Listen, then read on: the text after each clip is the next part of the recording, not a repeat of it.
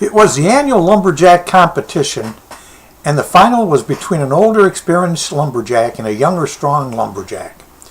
The rule of the competition was quite simply who could fell the most trees in a day was the winner. The younger lumberjack was full of enthusiasm and went off into the word and set up work straight away. He worked all through the day and all through the night.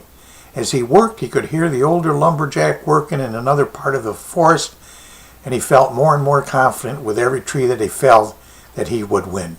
Excuse me. At regular intervals throughout the day, the noise of trees being felled coming from the other part of the forest would stop. The younger lumberjack took heart from this, knowing that this meant the older lumberjack was taking a rest, whereas he could use his superior youth and strength and stamina to keep going.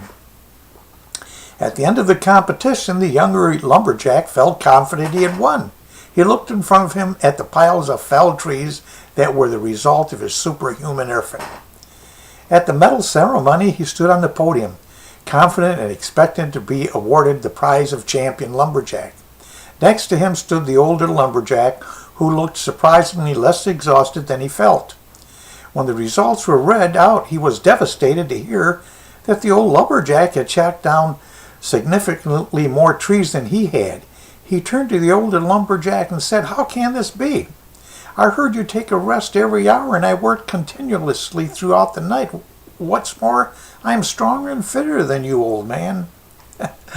The older lumberjack turned to him and said, "Every hour I took a break to rest and sharpen my saw." Don't equate making mistakes with being a mistake. There is no such thing as a successful person who has not failed to make mistakes.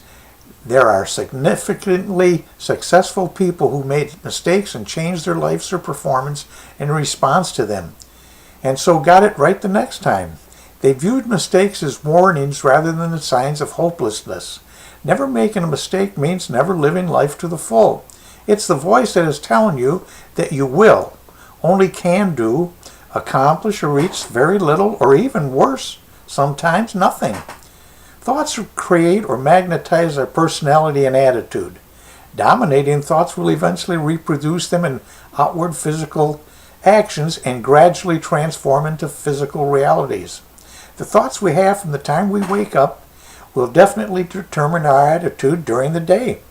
We bring to our lives what we think about most of the time, and where we guide our focus is where we'll end up.